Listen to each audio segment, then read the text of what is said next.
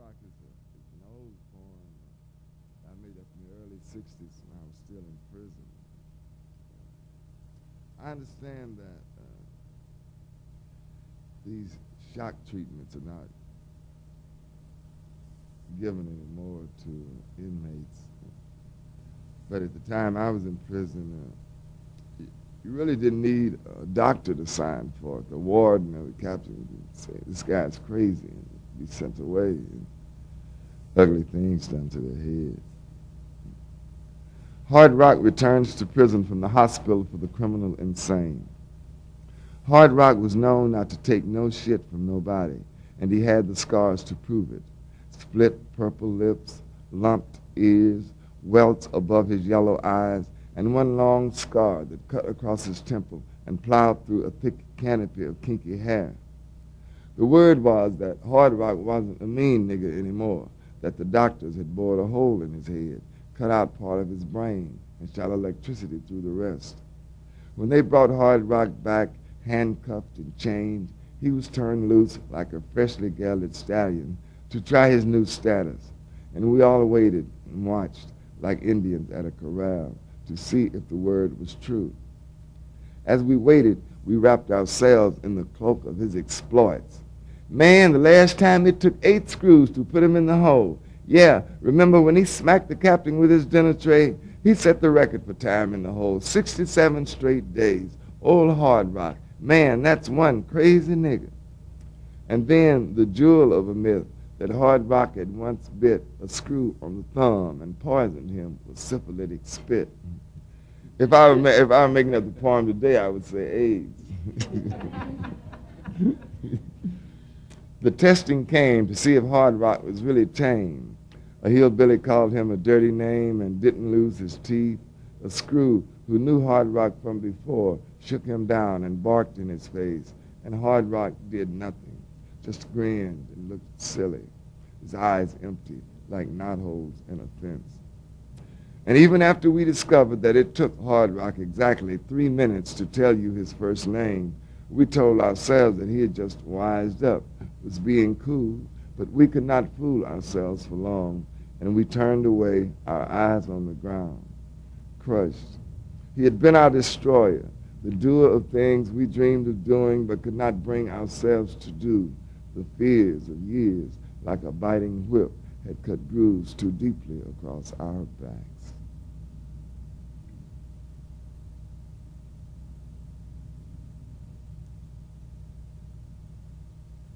Let me talk to you a minute about relationships. I believe that one way that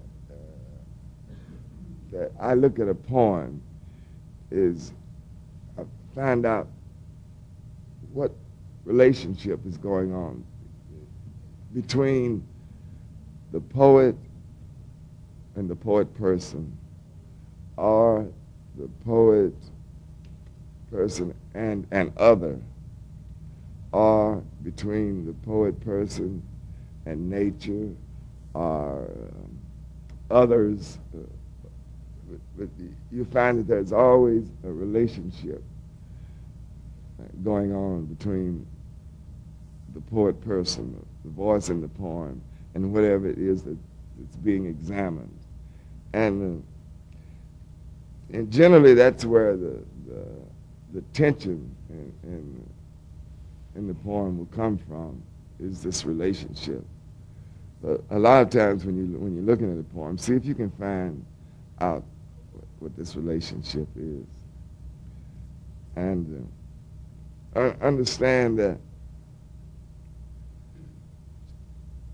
what one does, again, I'm just throwing out my opinions. Ain't none of this to be carved in stone. You understand that? These are just old Etheridge Knight opinions. That always there's an examination going on. What is it that we're doing when we're making up a poem and then addressing someone with the poem? It is usually an examination of a certain feeling. Not always, but generally it's the feelings that's being examined. Sometimes it's the intellect. And if you imagine the North, just imagine a map or a circle, the North being the intellect, and the South being passion or chaos, the East being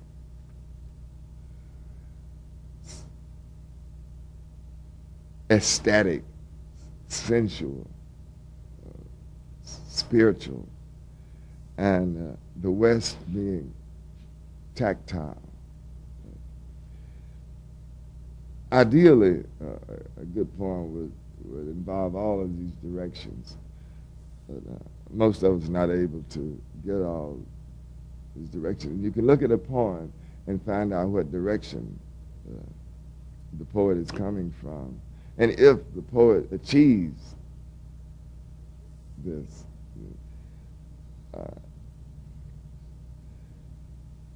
sometimes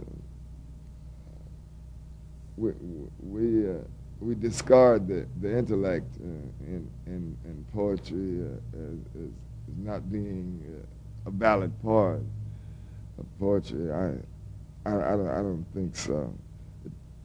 What I'm saying is